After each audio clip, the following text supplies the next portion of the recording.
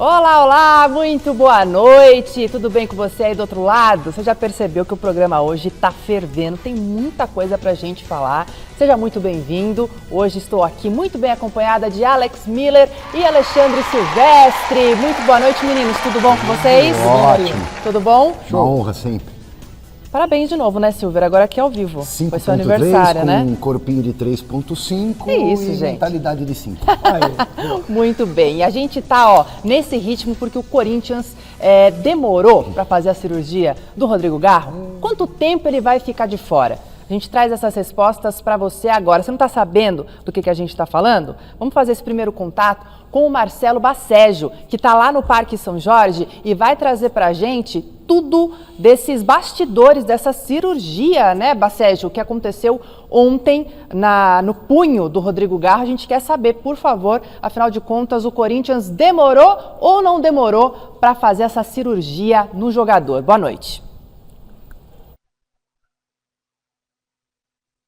Boa noite, Má. Boa noite para você, a todos que acompanham o Gazeta Esportiva. Pois é, parece notícia velha, mas Rodrigo Garro segue tendo de lidar com problemas físicos. Dessa vez, o jogador passou por uma cirurgia no punho esquerdo. Ele fraturou o punho esquerdo na final da Copa do Brasil contra o Vasco e muito se questionou em relação ao motivo pelo qual o Rodrigo Garro só foi operado agora, justamente na semana em que o Corinthians estreia oficialmente na temporada e não logo depois da final da Copa do Brasil. O que a gente pôde apurar foi que inicialmente o departamento médico do Corinthians optou por um tratamento conservador. Esse tratamento conservador não deu certo e também pelo fato de o elenco do Corinthians ter recebido apenas 10 dias de férias curtinhas, o departamento médico preferiu não fazer com que Rodrigo Garro fosse submetido a um procedimento cirúrgico para que ele pudesse curtir as suas férias. O jogador se reapresentou, continuou se queixando de dores no local e após ouvir alguns ortopedistas, ficou definida a cirurgia. Ele já recebeu alta, a cirurgia aconteceu no Hospital Albert Einstein. A gente procurou alguns ortopedistas para saber sobre o tempo de recuperação do Garro e o que nos foi dito é que essa cirurgia, geralmente, para se recuperar completamente, leva entre 6 a 8 semanas. O jogo contra o Flamengo da Supercopa Rei é daqui a 3 semanas. Então, Rodrigo Garro não estará completamente recuperado, mas ainda assim a comissão técnica conta com ele para o duelo com o Flamengo. Amigos, já eu estou de volta para trazer mais informações sobre Rodrigo Garro no Corinthians. Devolvo para vocês aí no estúdio. Muito obrigada, Bacejo. E aí, então, a gente já começa com esses questionamentos, né? Corinthians buscou, num primeiro momento, esse tratamento conservador e depois, então, ouvindo outros especialistas também, mesmo dentro do clube, optaram por fazer essa cirurgia. Pergunta direta. Fizeram certo? Fizeram errado? Garro vai perder aí alguns jogos de Campeonato Paulista e talvez a Supercopa Rei. Marina, se fizeram certo ou errado, eu confesso que eu não consigo cravar. Porque eu não sou médico, porque eu não tô lá, porque eu não vi o que aconteceu. Então não dá para cravar se o que foi feito com o Garro foi certo ou foi errado. Mas eu me permito, pelo menos, falar que eu senti uma grande estranheza pela situação. Não deixa de ser esquisito o jogador terminar a temporada no mês de dezembro e só agora ele ser operado. Quer dizer, o que aconteceu nesse meio tempo? São dias preciosos, dias importantes que poderiam antecipar a volta do Garro para que ele pudesse ajudar o Corinthians em partidas importantes aí já da temporada, da própria final aí da Supercopa, enfim. Se com 3 semanas de recuperação ele vai poder jogar, não sei, porque se o Bacejo trouxe a informação, ouviu especialistas, esse tipo de cirurgia leva de 6 a 8 semanas. Como é que em 3 semanas ele vai jogar? Mesmo que ponha proteção, enfim, mas, poxa, é um esporte de impacto, você pode cair, você pode Falando trombar. nisso, Mas alguns jogadores já voltaram em 3 semanas. A gente já vai falar sobre isso também, só para você depois falar também, Ale, a questão desse período de recuperação, tá também falando com alguns especialistas, a nossa equipe, e por ser um local que por ser de impacto o futebol, ele poder cair e cair com a palma da mão dessa forma, pode botar tudo a perder o processo de recuperação, mesmo que ele esteja com algum tipo de proteção. Claro. Então é complicado, né, Silvestre? Eu penso que nem o Adson, não sou médico para dizer. Agora, o tratamento conservador é sempre arriscado. Você evita uma cirurgia, é conservador, pode ou não dar certo. Se não dá certo, tem que ir para o tratamento cirúrgico. Eu, por exemplo, machuquei esse dedo aqui, quebrei, ele ficou torto pro resto da vida. Tratamento conservador, arrisquei. O Thiago, nosso produtor, operou no dia seguinte, tá com o dedo retinho. Ó, o meu ficou torto. Vai fazer o quê? Agora, vários jogadores já voltaram com a proteção, arriscaram, jogaram, até porque tem essa final da Supercopa do Rei. Isso. E é um jogo que vale já para início de temporada. Você estava falando da sua lesão, do Thiago também? Outros jogadores, além de Alexandre Silvestre, também já lesionaram ali. Então, o Rodrigo Garro, igual a gente está falando agora, também José Martínez teve uma lesão muito parecida, e o próprio Luciano também, do São Paulo, né, falando de outro jogador, de outro lugar, também teve uma lesão no mesmo lugar. Então, ó, a gente tem um tempo indeterminado para o Rodrigo Garro, não sabemos quanto tempo ele vai ficar fora. O Martínez ficou 2 meses fora, novamente, é uma lesão diferente, mas no mesmo, na mão, né? No mesmo local, vamos dizer assim. E o Luciano, por outro lado, igual o Silver tinha falado, ficou 15 dias afastado. 15 dias, são 2 semanas. Então, voltou muito antes do previsto ali. A do Luciano também é parecida, não é idêntica ao que o Garro sofreu. Então, não dá para ter, né? É muito pessoal, é muito particular. E esse problema no punho, eu acho que é muito mais arriscado na questão de apoio. Quando você cai, o jogador cai muito, toma falta na hora que vai se amparar ali no gramado e tal, de forçar. E menos impacto de jogada aérea. É mais na hora que cai para apoiar. Sim, sim. Esse é o cuidado que o jogador tem que ter. Mas não deixa de ser um risco, né? Porque se o cara operou a mão mas ele joga com o pé. Cara pálida. Quando você toma um tombo jogando futebol, você está numa velocidade, uma jogada rápida. É ali que você... Cara, é instintivo você se apoiar no chão. Você vai fazer o quê? Vai apoiar com a cabeça? Não vai. Você põe a mão primeiro. Se bem que o VAR hoje em dia quer que você se apoie no chão com a cabeça. Então. Porque se você deixar a mão ali dando sopa, capaz de dar pênalti. E dizem que a contusão foi nesse jogo. Isso, aí era e aí a gente tá vendo tudo aí, né? ó. Ele carregando taça, mexendo os braços. Uma adrenalina puxando enorme pra lá, também, pra cá. O calor da festa, do título. Beleza, mas se fosse algo assim, né? Um negócio, ele estaria com muita dor. Ele não fez menção nenhuma de dor. Eu não estou dizendo nada que tem coisa... Ali o sangue tá quente ainda, acabou de conquistar a Copa do Brasil, enfim, eu acho que ele nem estava sentindo nada, né? Aí é meio difícil também a gente avaliar. Se eu quebro a mão, oficialmente essa cirurgia foi para fazer o quê? Aconteceu o quê na mão dele? Ele quebrou um ossinho do punho. Quebrou um osso Não do sei punho. exatamente que ossinho, mas deve ter sido Como eu nunca quebrei um osso do punho, eu não sei falar se a minha dor seria... Até porque dor é de cada um, né? É relativo. Cada um tem um limiar de dor, né? Que aguenta mais, aguenta menos. Mas ali, pelo menos, ele não tinha menção nenhuma de sentir dor. Então, claro, sangue quente, a adrenalina, a alegria de comemorar. Talvez aquele ossinho estava só com uma dorzinha, mas que ele não imaginava que seria uma fratura. Pode ser. Agora, o problema é demorar tanto para resolver. Hoje é dia 9. Esse jogo que dia foi? Dia 22? 21? Não lembro. Caramba. Acho que foi 21 de dezembro. 20 dias para... O jogo do Maracanã. Foi 20 dias para operar, cara? Será que nesse meio tempo ele não... É como o Bacégio trouxe, né? Então, como teria um período muito curto de férias, eles não quiseram, o Corinthians, enfim, não quiseram, segundo informações do Bacégio. Atrapalhar as férias. Mas aí atrapalha o Corinthians.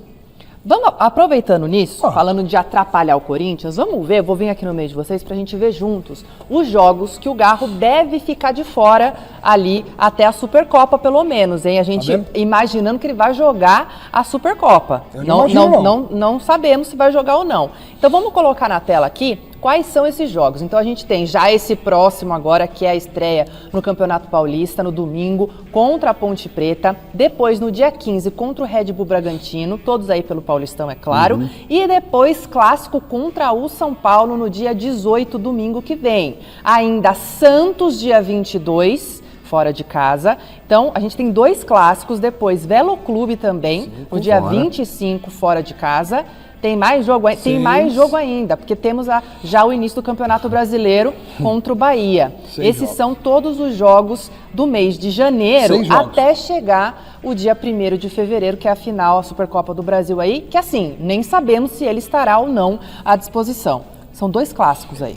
Adianto para vocês que ele perde ritmo de jogo, com certeza, não dá para discutir, mas ele não perde forma física, porque ele vai continuar treinando normalmente. Treina com bola, treina a musculação, aquela coisa toda. Vai perder o ritmo de jogo, é lamentável. O Corinthians começa a temporada sem o trio Gin, porque o Yuri está voltando da Itália ainda, não fez a pré-temporada, o Memphis está fazendo um trabalho à parte de reforço muscular e reequilíbrio muscular para evitar lesões nessa temporada, que vai ser muito puxado, e o Garro com esse problema agora na mão. Mas o bidon não dá conta, não? No punho. O Sem super, o Garro, bidon, o bidon? o super bidon vai tomar conta de Por tudo. que essa ironia? Eu não entendi. Não, é porque ele é o coitado, né? Ele vai ter que assumir a tá, bronca, nesse sentido.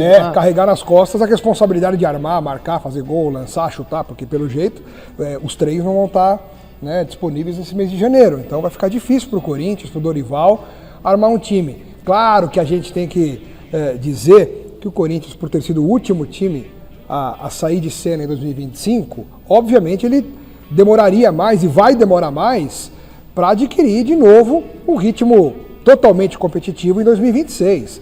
Eu já considerava o mês de janeiro um mês meio que descartado pelo Corinthians, pensando... Menos mal, né? Sem dúvida. Agora é um tiro curto, Pensando o Campeonato em alto Paulista rendimento. pode comprometer Claro que pode. o Paulistão. Por isso eu acho até que os grandes clubes de São Paulo não terão vida fácil no Campeonato Paulista, porque vai ser um campeonato menor, mais curto, enfrentando times que se prepararam já há mais tempo para disputar a competição. A gente sabe o quão difícil é enfrentar os times do interior que se preparam já 2, 3 meses antes para disputar o Campeonato Paulista. Não, o Abel mesmo falou disso Mas indiretamente. Mas é verdade, né? Só que não dá para comparar também o investimento dos times do interior com o dos times... Mas... Agora eu noto no senhor um trauma, Tá um negocinho uma aí. coisa assim ainda em relação ao Corinthians do ano passado. Eu noto, é só uma impressão minha. É impressão. Impressão. Impressão? Até porque o Corinthians fez o que tinha que fazer dentro de campo. Quem não fez não foi o Corinthians. Tá bom. Ó, a gente vai falar daqui a pouquinho mais sobre o Rodrigo Garro, porque tem informação exclusiva sobre esse assunto também. Mas antes, não sei se você está sabendo disso, vou contar agora para você. O Observatório de Futebol do Centro Internacional de Estudos de Esporte, o CIES, divulgou a lista dos 100 jogadores mais valiosos do mundo, com o espanhol Lamine Yamal em primeiro lugar, avaliado em pouco mais de 2 bilhões de reais. E o brasileiro que ocupa a melhor posição é o ex-palmeirense Estevão, que hoje está no Chelsea, que vale 750 milhões de reais. E aí a minha pergunta para você é a seguinte, é a nossa enquete do dia: quem é o principal jogador brasileiro da atualidade? É o Estevão, que está melhor posicionado nesse ranking aí? É o Rafinha? É o Vini Júnior? É outro jogador? Participe entrando no site gazetesportiva.com, deixe o seu voto nas nossas redes sociais também. Mas antes eu quero saber as opiniões aqui de vocês dois. Vou começar com o Alexandre Silvestre. Silver, Estevão, Rafinha, Vini, outro jogador, por quê? Difícil, porque não temos um grande destaque hoje. Aliás, não só em relação a brasileiros, em relação a jogadores de todas as nacionalidades. Eu não vejo um muito acima do outro. Tenho dificuldade para dizer quem é o melhor do mundo, por exemplo. Né? Nessa lista Mas de nessa hoje lista aí, é do valioso, né? Não, Mais bem, valioso. É o valioso, mas a gente está avaliando agora Na enquete é quem é o principal. qual é o Sim, melhor da jogador nossa enquete, brasileiro da isso. atualidade. Isso. Segue essa lista. Apesar desse empate, temos um monte de jogadores regulares, alguns bons, um ou outro muito bom. Para mim, para por aí. E dentre os muito bons está o Estevão. Eu vou de Estevão. Vai. No Estevão? Perfeito. E você, Alex Miller? Eu acho que, por exemplo, em menos de um ano, talvez, eu vote no Estevão. Tá. Mas o Rafinha está há mais tempo tendo atuações muito boas pelo Barcelona. Acho que o Vini Júnior caiu demais de produção. Para mim, né, na minha opinião, o Rodrigo deveria estar no lugar do Vini Júnior nessa enquete, então eu coloco o Rodrigo no outro. Mas ainda assim o Rafinha, pelo que vem fazendo no Barcelona... Mas você pode votar no outro ali, Um tá? degrauzinho... Não, tudo bem. Tá. Eu só colocaria o Rodrigo no lugar do Vini Júnior e deixaria o Vini Júnior no outro, né? Para que as pessoas também pudessem escolher o Vini Júnior, caso achem o Vini Júnior o melhor deles aí. Mas neste instante, o brasileiro que me agrada mais, que ganha um destaque um pouquinho maior, indo na esteira do que o Silvestre falou, é o Rafinha. Pela longevidade. Ele está há mais tempo... Eu escolhi o Estevão. Pelo Assim, potencial. O meu critério é muito subjetivo. Lógico. A gente está fazendo uma análise subjetiva. Eu acho o Estevão mais genial que o Para mim Rafinha é de todos. pelo futebol arte, a jogada intuitiva, aquilo que é o extrato puro do futebol brasileiro que representa o Estevão hoje. É que eu vejo o Estevão, apesar de eu ver o Estevão já como uma realidade, mas ele é uma realidade com um futuro muito grande. Com uma expectativa O Rafinha ali já sobre tem uma realidade construída no Barcelona, Tá. né? Já, não de hoje, já faz um tempinho que ele vem muito bem no Barcelona. Então por isso que eu voto no Rafinha, mas achando que o Estevão daqui a pouco vai passar Vai todo passar. mundo. Em compensação, o Estevão chegou lá no Chelsea e rapidamente ganhou o espaço dele. Então, num tiro curto também já marcou Pode ser alguma coisa aí. Você concorda com eles? Acha que é o Vini Júnior? Acha que é outro? Vota lá no nosso site. Lembrando que o Lamine Yamal é o primeiro, teve o Haaland em segundo e também em terceiro ali o Mbappé. E o Estevão é o 16º colocado ali. E você sabe que nessa lista dos 100 mais Eu sei o que valiosos você do vai mundo, falar. Eu sei o só que você tem vai um jogador nesses 100 Quem é? fora da Europa, Quem é? que está em 46º lugar dos Quem? mais valiosos do mundo. Eu sei quem é. Vitor Roque! Mas é. É verdade. É o Ele é avaliado em 46º. 85,2 milhões de euros. Muito bem. Uma ótima posição, porque são 100 primeiros colocados. Você acha que o Palmeiras vende por esse valor aí? Já que é o valor Esse valor dele? não tem jeito de segurar. né? Quanto? 85 milhões de euros.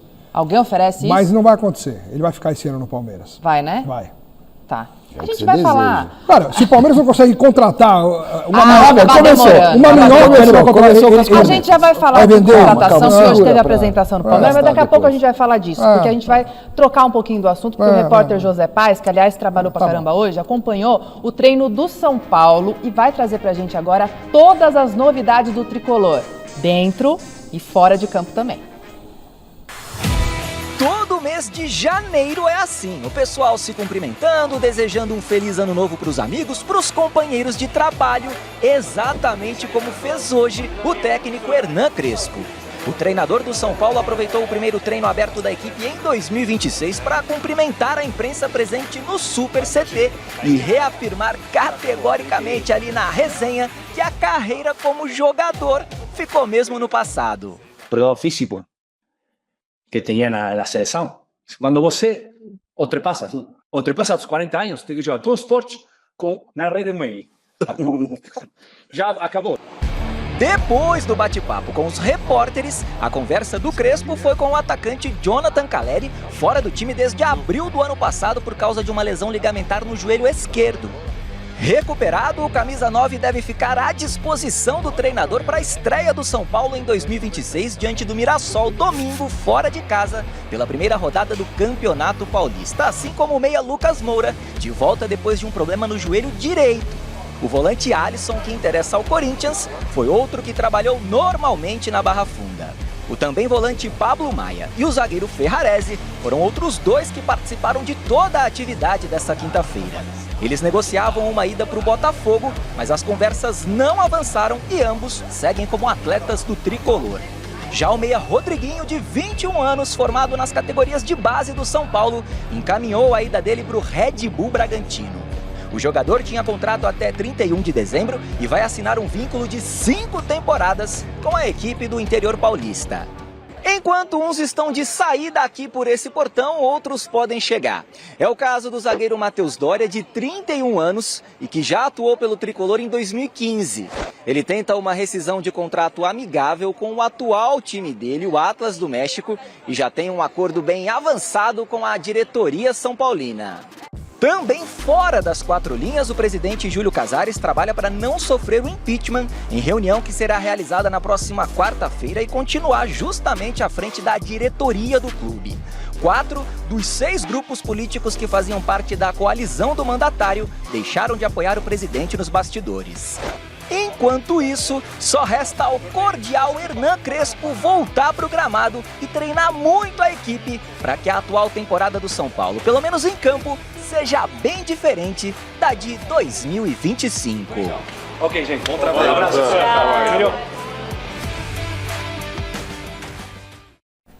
Tá, aí Isso é olha, rapidinho, esse cara, 10 anos a menos, não dá pra botar ele pra jogar.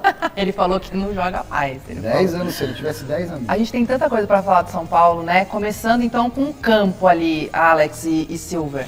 Temos ali Calleri voltando a jogar, Lucas voltando a jogar, o Pablo Maia que vai ficar, Ferrarese que vai ficar, o que tudo indica. Tem que ficar, né? Os O time grandes- de São Paulo. Os grandes reforços ou as contratações do São Paulo estão dentro do clube, né?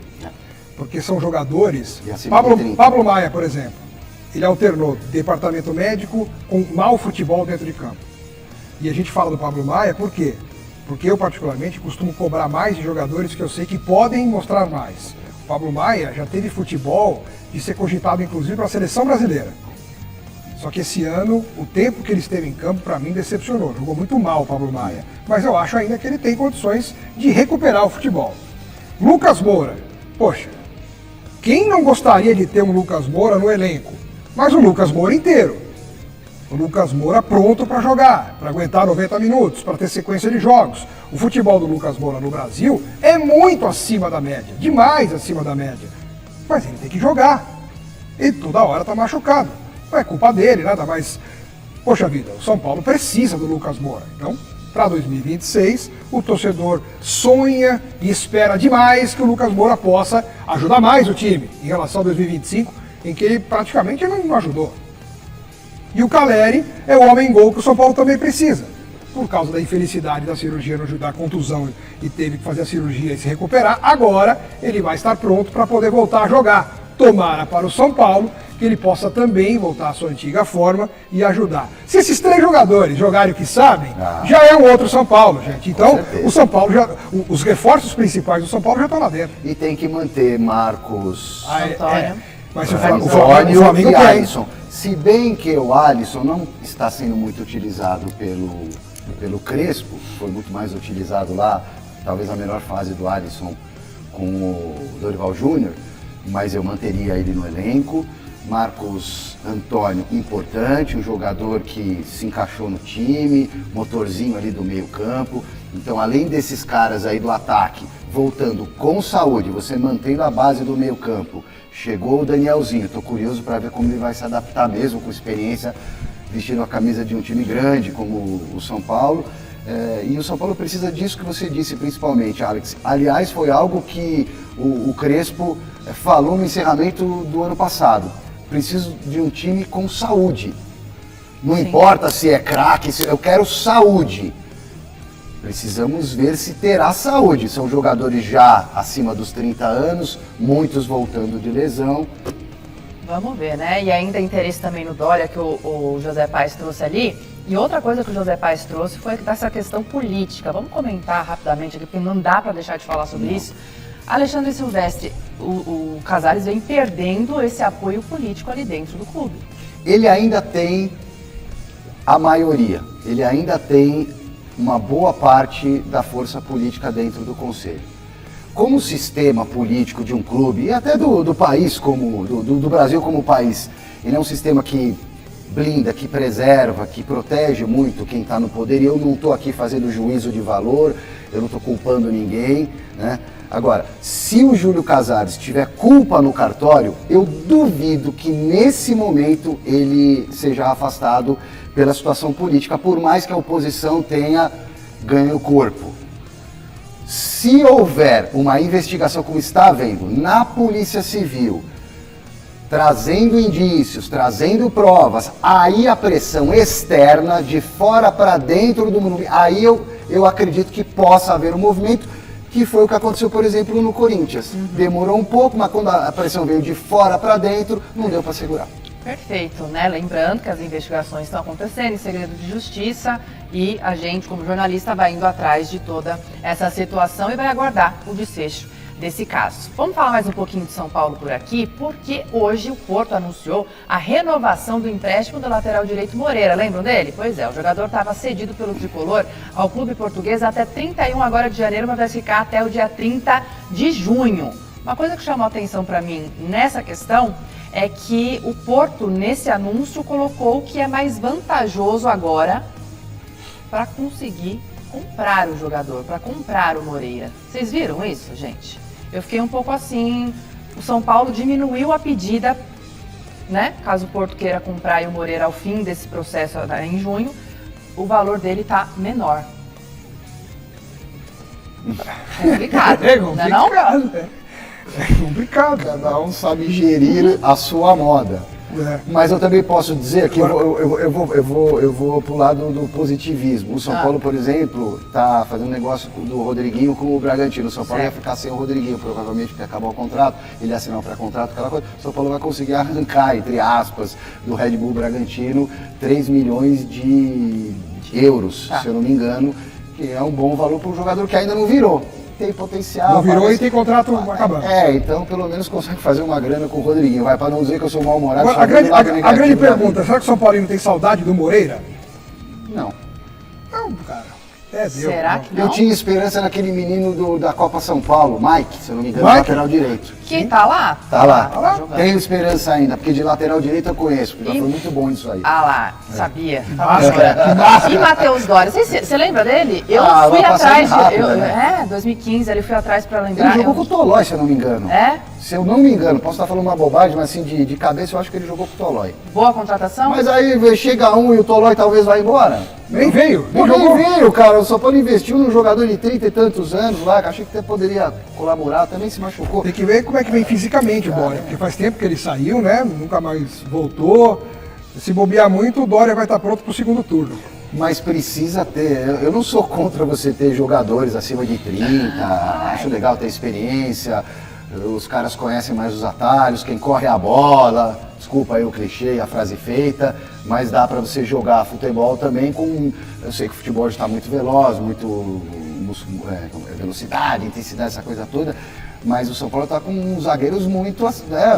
Que era Arboleda, todos eles praticamente, todos eles que a gente citou são jogadores acima de 30 anos. Sim. Né? Então precisa ter gente jovem ali também para mesclar, não sou contra os caras de 30 anos. Até porque o Arboleda está na prorrogação também. Precisa ter força ali. Vamos falar então, porque chegou a hora de conferir como foi Internacional, como foi Santos, Botafogo, Atlético Mineiro, como que eles atuaram nessa segunda rodada da Copa São Paulo de Futebol Júnior, nossa amada Copinha. Pode rodar. A partida entre CSE e Internacional começou como de que jeito? Com expulsão aos 13 minutos. Pois é, cartão vermelho para o Felipe Gabriel por pé alto no João Miranda. Com um a menos, não demorou muito não para o time de Alagoas ver o Colorado abrir o placar com Vitor Hugo. Já no finalzinho da primeira etapa, o Gustavo aproveitou a bobeada do goleiro, conseguiu fugir da falta e ampliou 2-0. E para fechar, o Gustavo balançou a rede novamente. Final 3-0 para o Inter. Pelo grupo 16, o Santos enfrentou o União Cacoalense. O destaque da partida, o Matheus Xavier com 2 gols. O primeiro deles saiu aos 36 em um belo voleio na pequena área. Aí, no segundo tempo, o Lucas Ian tocou com a mão na bola e o pênalti foi marcado. O time de Rondônia balançou a rede na cobrança do Gi Paraná, que mandou no ângulo. E para fechar, o JP Sherman cruzou na medida pro Matheus Xavier cabecear e anotar o segundo dele. Com o 2-1, o Peixe avançou de fase na Copinha. Em Taubaté, o Botafogo venceu o Estrela de Março com gol aos 21 minutos do segundo tempo, marcado pelo Cauã Zappellini. O camisa 8 do Alvinegro passou pela marcação e mandou a bola pro fundo da rede, 1-0 com a classificação encaminhada. Já o Atlético Mineiro enfrentou o QFC, o Quinho Futebol Clube de Natal. E ó que aos 11 minutinhos o juiz marcou pênalti a favor do time do Rio Grande do Norte. O Wesley cobrou, mas o Pedro Cobra caiu no canto certo e defendeu. E apesar de um primeiro tempo de domínio do QFC, foi o Galinho que abriu o placar. Aos 45, o João Teixeira veio de trás e anotou 1-0. Na segunda etapa, o time mineiro voltou melhor e anotou mais 2. Na cobrança de falta ensaiada, o Vitor Gabriel mandou uma bomba. E mais tarde, o Guti deu de calcanhar pro Rian fechar o 3-0 e garantir a classificação pro mata-mata. Show de bola, muitos gols, classificações, já tem notícia exclusiva sobre Rodrigo Garro. Você fica paradinho aí para escutar o que a gente tem para falar sobre Rodrigo Garro. Já falamos no início do programa, mas tem mais informações. Não é da mão dele, né? Você vai ter que esperar, vai ter que esperar. É do grande futebol que ele executa com aquela canhotinha? Talvez, mas não é disso não, tem a ver com outro assunto. Mas eu vou trazer para vocês agora, gente, de outro jogador totalmente diferente. Pedro treinou hoje, gente. Ele se reapresentou antes do elenco principal. Aí uma imagem que ele postou nas suas redes sociais. O elenco principal do Flamengo se reapresenta no próximo dia 12, que se eu não me engano é segunda-feira. E ele resolveu então ir antes ali para o Ninho do Urubu para voltar aos treinamentos, mostrando aí um ânimo, né, de voltar a jogar jogando pra galera também, né? É lógico, é claro. Lembrando que o Felipe Pedro, Luiz deve estar na muito reta feliz com final do ano passado, ele teve problemas físicos, ficou de fora de várias partidas, mas participou da Copa Intercontinental, estava na final contra o PSG.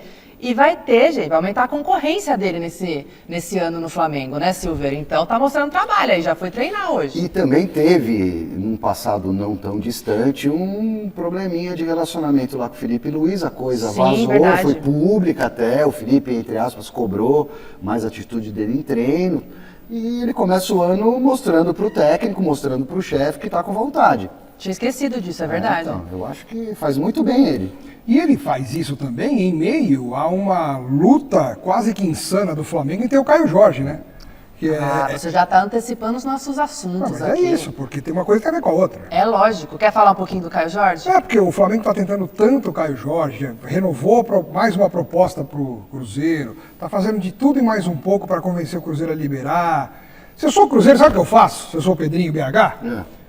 Tá bom, vocês querem tanto o Caio Jorge? Então pega o Caio Jorge, mas me dá o Pedro. Pensou? Pô, me dá o Pedro e me dá uma grana ainda. Vocês querem tanto o Caio Jorge, 30 milhões?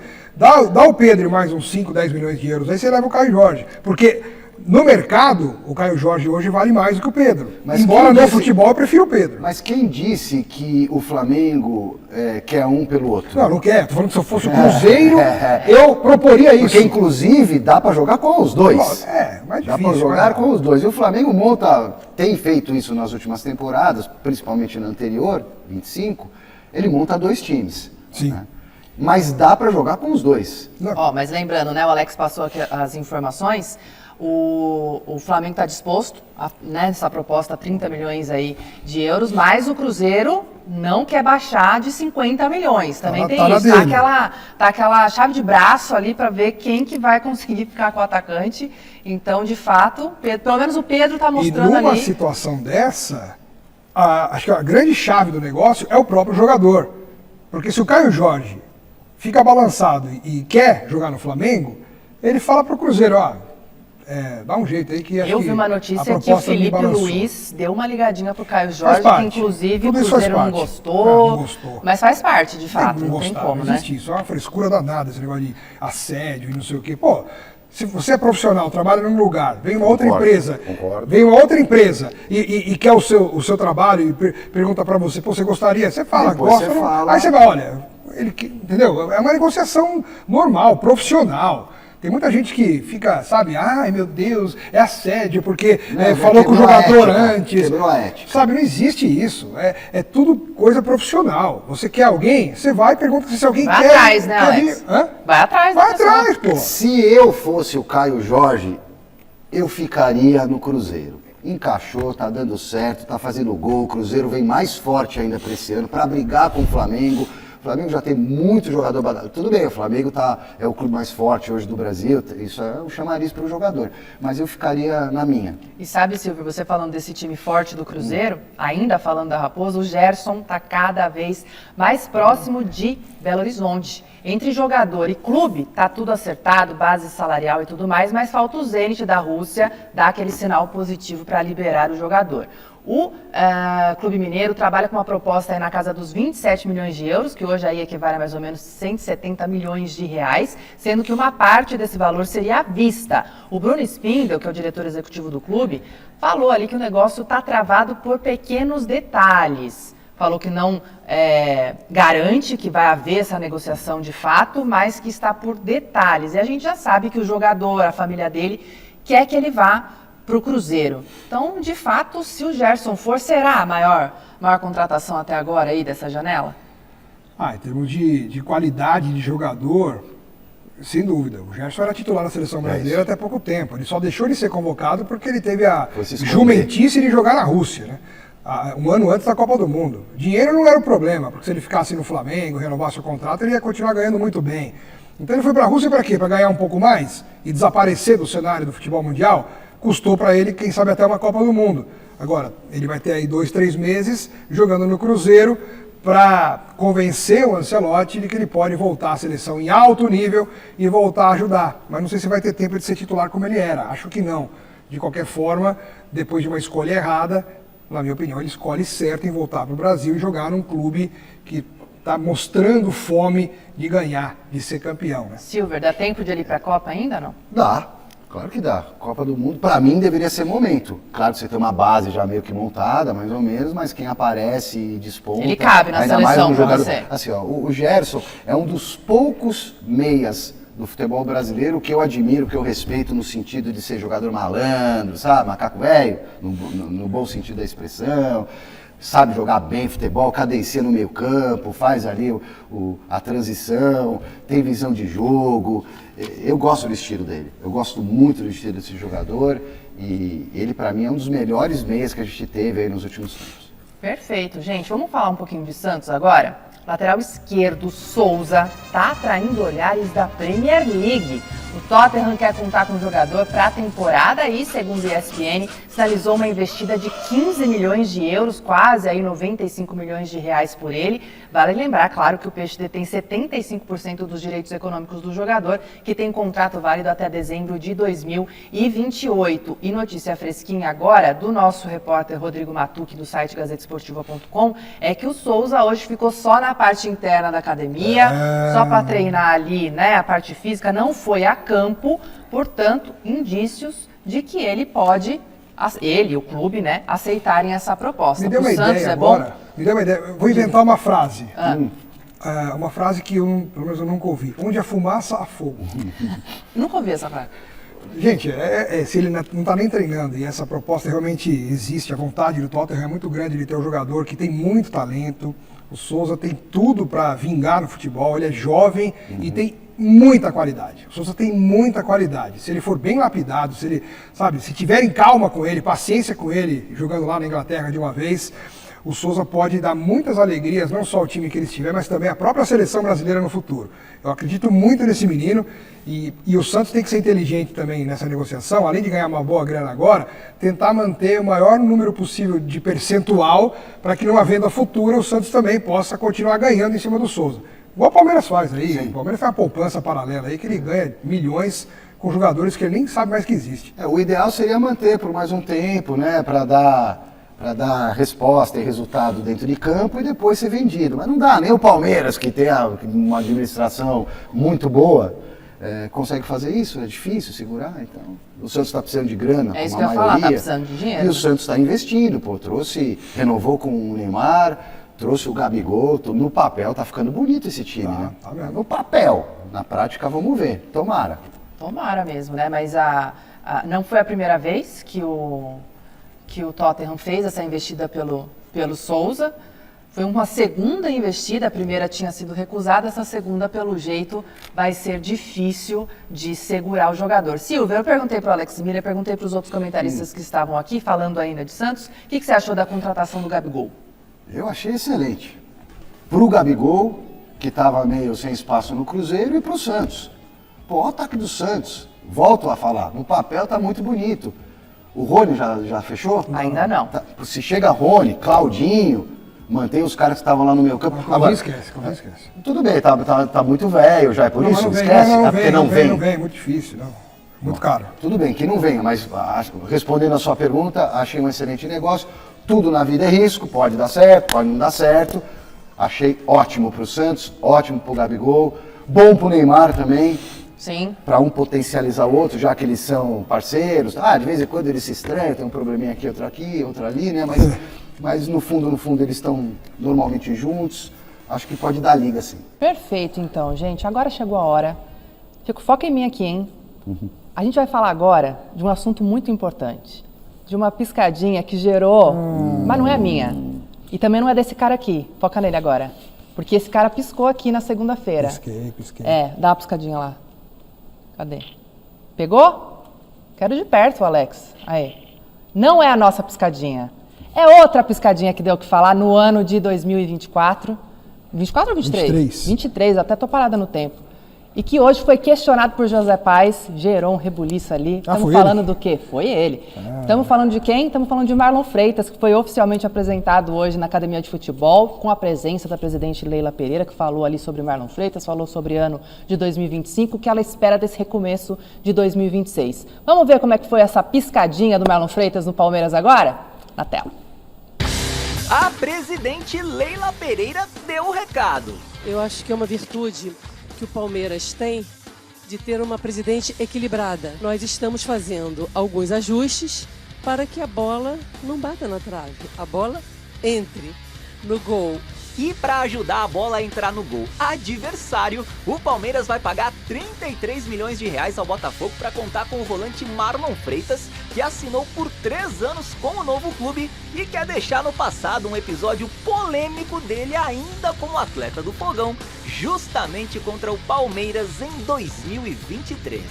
Muitas pessoas não lembram da minha conquista, mas lembram da minha pescadinha. Então isso não faz sentido para mim. Tá aqui minha desculpa, porque não foi a minha intenção, né? Foi um gesto infeliz, sim, assumo meu erro, mas que isso não vai se repetir. Aos 30 anos de idade, o Marlon chega ao Verdão referendado pela temporada pra lá de vitoriosa pelo Botafogo em 2024. Ele foi o capitão e um dos principais ídolos do time que venceu o Brasileirão e a Copa Libertadores da América daquele ano. Idolatria essa que foi colocada em xeque pelos próprios torcedores botafoguenses por causa da saída do Marlon para um rival direto na busca por títulos. O ciclo chegou ao fim, né? O Marlon, todo o meu staff, a minha família, o clube também entendeu isso, né? Vamos deixar isso bem claro também. Mas, para ter a certeza de trocar o Botafogo pelo Palmeiras, o Marlon precisou ter ali um bate-papo por telefone com ninguém mais, ninguém menos do que o técnico Abel Ferreira. E aí, quando tudo se resolveu, aí sim ele me ligou de vídeo, a gente conversou. É um cara que tem uma história muito grande aqui dentro do Palmeiras, né? E eu tenho certeza que ele vai me potencializar muito. Nessa conversa, comandante e comandado, segundo o Marlon, não falaram de parte tática não. Mas o novo camisa 27 acredita que pode ser útil tanto na função de número 5 quanto na de número 8. Eu acho que hoje o futebol ele mudou muito, né? Já há alguns anos, né? Essa questão, o 8 tá virando 5, né? O 10 tá virando 8. Então eu tenho essa facilidade, né? Meu intuito aqui é ajudar. 2026 promete passar num piscar de olhos com tantos jogos pela frente. E o Marlon Freitas garante que tá preparadíssimo para tudo isso. A minha versão dos últimos 3 anos não vai ser suficiente para honrar a camisa do Palmeiras. Eu tenho que melhorar em muitos aspectos, mas eu tenho certeza que o Palmeiras confiou em mim e eu tenho certeza que eu vou dar grande resultado aqui com essa camisa. Muito bem. Ó, ele deixou claro várias vezes da entrevista que o fim de ciclo ele acreditava que era para ele e o clube também. Falou várias vezes isso. Fala dele que eu quero falar da Leila. Eita! Grande reforço, em primeiro lugar, vai ser o 8, o Andrés deve virar o 10 e o Palmeiras precisa de um 5 que não tem mais. Agora, assino embaixo um trechinho da fala do Marlon Freitas. Hoje em dia o 8 vira 5, o 5 vira 8, o 10 vira 8, realmente todo mundo vai para algum lugar e não tem mais camisa 10. Acabaram os camisas 10 do futebol brasileiro, o 10, clássico, bonito, tá? E a presidente Leila Pereira, ao apresentar o Marlon Freitas, falou, né? Ainda bem que o Palmeiras tem uma presidente equilibrada. E ela lamentou que ano passado foram 3 vices, né? Bateu 3 vezes na trave, mas que nesse ano estamos fazendo os ajustes para que isso não aconteça outra vez. Quais ajustes? Trazer um volante? O Palmeiras não foi campeão de nada porque não soube fazer gol na hora certa. Ela mesma falou na reunião do conselho que como é que o time pode ganhar a Libertadores sem chutar uma bola pro gol. E que medidas que ela está tomando para consertar isso? Não está contratando ninguém. O Paulinho vai jogar esse ano. Lá para março, abril. O Palmeiras não está contratando ninguém. Se ela está resolvendo isso, tem que contratar, senão não vai resolver coisa nenhuma. Ufa! Vamos para um rápido intervalo para eles se acalmarem aí. Mas ó, não sai daí, que o programa tá imperdível e na volta, como prometido, tem informação exclusiva sobre o meia Rodrigo Garro. Fica por aí que a gente volta já. Foi rapidinho, já voltamos e como prometido, e Marcelo Baceggio prometeu trazer mais informações sobre o Garro, vai cumprir agora. Quero chamar aqui no nosso portal Marcelo Baceggio. Baceggio, os telespectadores, eu também estou curiosa para saber o que você vai trazer para a gente sobre Rodrigo Garro. Por favor, conta então o que é essa informação. Pois é, uma hora de informação exclusiva para quem está acompanhando o Gazeta Esportiva, apuração conjunta com o nosso produtor Matheus Vasconcelos. Marcelo Paz recentemente assumiu o departamento de futebol, é o novo executivo de futebol do Corinthians, e ele planeja viajar até a Argentina para entrar em um acordo com o Tajeres referente à contratação do Rodrigo Garro. O Corinthians ainda deve 3 milhões de dólares para o Tajeres.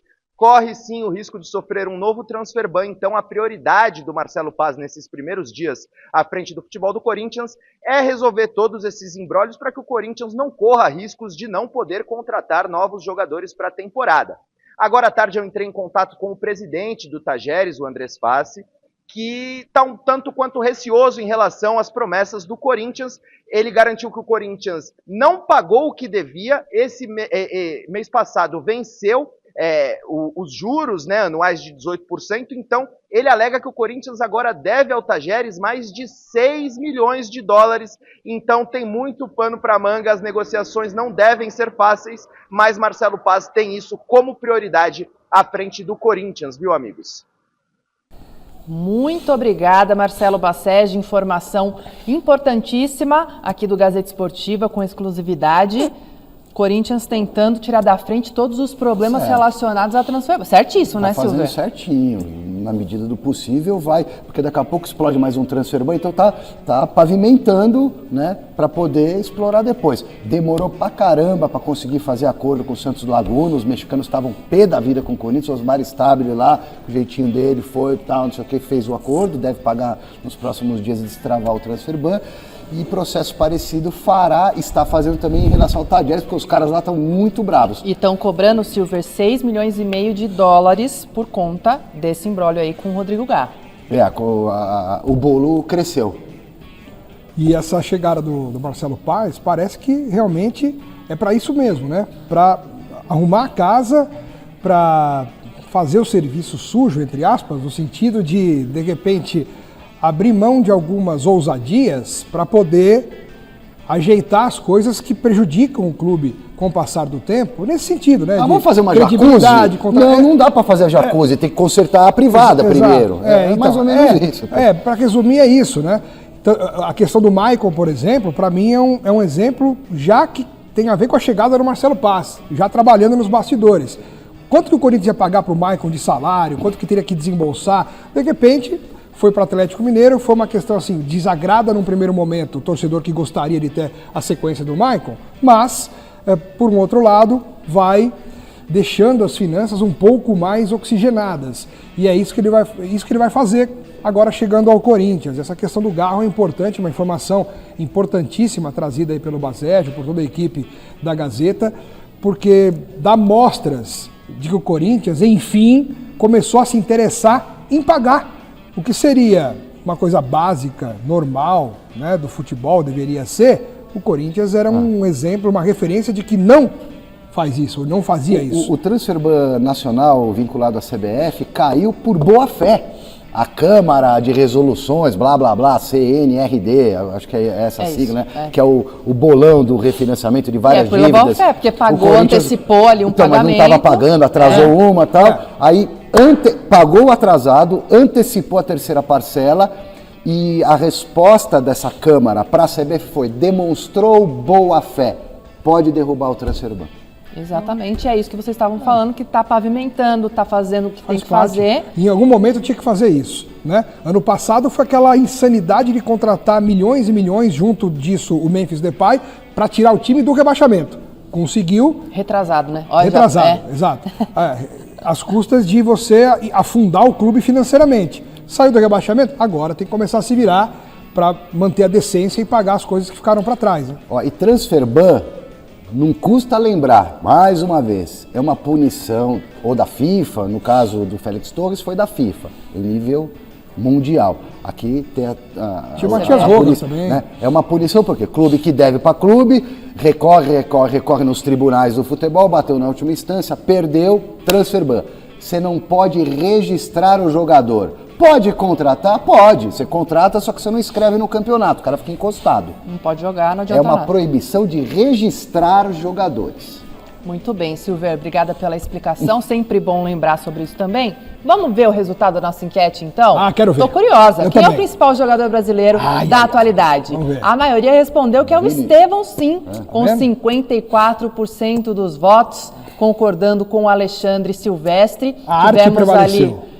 A arte prevaleceu. Rafinha, seguindo o que você falou também, com 29%. É. E o outro que a gente, né? Tá, Os o outro 2% aí, do Vini acima Júnior. Vini O Júnior. Vini Júnior caiu. Por aqui tem mais mercado da bola no Gazeta Esportiva. O Vasco chegou a um acordo com o meio atacante colombiano Johan Rojas, do Monterrey, do México. Ele desembarcou nessa madrugada no Rio de Janeiro e vai assinar por um empréstimo aí de 1 ano com opção de compra ao final desse período. O Remo, que volta a disputar a Série A em 2026 depois de 23 anos, mais de 30 anos, quer contar com o meia Iago Felipe, que deixou o Mirassol no início deste ano. Será, O Remo, será comandado pelo Osório. pelo Osório, Pelo professor exatamente. Osório. E o clube, aliás, gente, já anunciou as contratações do Patrick de Paula, sim, ex-Palmeiras, Olha aí, ex-Botafogo, do Carlinhos, que já atuou também pelo Corinthians, pelo Flamengo, lembram dele? Não. Pois é, o Remo que está aí se reforçando para jogar a Série A nesse ano, depois de 32 anos. Vamos falar do Bahia? Bahia confirmou a chegada do lateral direito argentino Roman Gomes até o final de 2030. Ele que está vindo do Estudiantes, inclusive clube que o revelou. Ele se junta ao atacante uruguaio Kiki Oliveira, emprestado do Grêmio para essa temporada. E por fim, claro, mais um capítulo na novela Hulk. As diretorias do Atlético Mineiro, do Fluminense, estão conversando diretamente com o atleta para definir o futuro dele, que tem aí 39 anos. O Galo deseja, caso ele queira ir para um outro clube, nesse caso o Fluminense, uma compensação financeira caso ele saia. Tá indo, gente, esse negócio do Hulk aí, Atlético Mineiro, Hulk e Fluminense, tá indo. Ó, eu não sou eu que pago, não sou gestor, mas futebol eu entendo, desculpa aí. O Hulk é um ótimo atacante para qualquer time aqui no futebol brasileiro. acho. Eu queria no meu time. Também acho. É chato, E outra, reclama, pra mim tá mais do que não claro joga muito que o Hulk não suporta o Sampaoli e vice-versa. Então eles quem estão suporta tentando o dar um Sampaoli? jeito de viabilizar aí um negócio pro Hulk ir pro Fluminense, pra onde quer que seja. Como o Fluminense demonstrou interesse, talvez seja realmente o futuro dele. E também não tem mais clima depois de tudo isso aí, né? Vamos trazer mais do Corinthians por aqui, porque eu quero saber também as notícias de dentro do campo, Marcelo Bassett. O que você tem de novidade pra gente? Vamos lá, Ama, vamos falar sobre futebol, sobre dentro das 4 linhas. O Corinthians enviou um cronograma personalizado de treinos para o Martínez, que ainda não conseguiu retornar ao Brasil por causa desse conflito entre Venezuela e Estados Unidos. Então, a solução encontrada pelo Corinthians foi enviar um cronograma de treinos para que o jogador possa seguir aí em atividade mesmo à distância. Outra informação, Carrijo não participou do treino de hoje, ele está com quadro de febre, portanto foi poupado, mas aparentemente não preocupa para a estreia da equipe no Campeonato Paulista. Já o volante Maicon está fechado com o Atlético Mineiro. O Maicon não permanecerá no Corinthians, o jogador aceitou a proposta do Galo, assinará com o clube de Belo Horizonte por 3 temporadas, então uma baixa importantíssima no elenco do técnico Dorival Júnior. Amigos, devolvo para vocês aí no estúdio.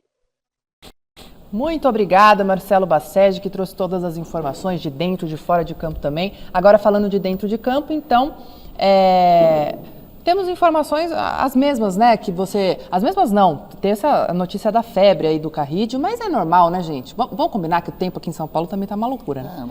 Todo mundo Não vai dá, começar, febre, é vai normal. começar mais ou menos esse campeonato, né? Não dá, cara. Férias o quê? Uma semana e meia de Foi, férias, tipo isso. uma semana de pré-temporada, já começa o campeonato, fazer o quê? Tem que jogar, aí ano apertado de Copa do Mundo, mudança em calendário. Então, se também não tivesse com febre, talvez não iniciasse jogando, porque eu acredito que a maioria dos times grandes vai iniciar o campeonato mesclando. Sem dúvida. É? Todos eles. Não só o Corinthians, mas todos eles. Né? Acho que vai ser E correto uma fazer isso? Qual não tem outro jeito, não é nem correto ou incorreto, é que não tem outro jeito. Não tem como colocar os principais jogadores logo de cara, impossível. E o Triuzinho? A gente já sabe que não vai jogar, mas quanto de falta vai fazer nessa reta inicial de Campeonato Paulista? Toda falta, né? Porque com o Triuzinho o Corinthians ganhava a maioria dos jogos ou ia muito bem na maioria dos jogos. Ano passado já teve dificuldade de colocar o Triuzinho para jogar muitas vezes, né? O Dorival contou meia dúzia de vezes no ano. Mas Yuri tá para voltar aí, né? Agora, o Yuri tá amanhã, para voltar, né? E aí ele tem que fazer toda a pré-temporada de maneira individualizada, junto com os outros jogadores ali em alguns momentos. A gente vai ver os clubes no seu melhor a partir do começo do Campeonato Brasileiro, que é no fim desse mês. 28 de janeiro começa o Brasileiro, é isso. Perfeito, gente. Obrigado pela companhia de vocês do outro lado. Fiquem agora com o Jornal da Gazeta.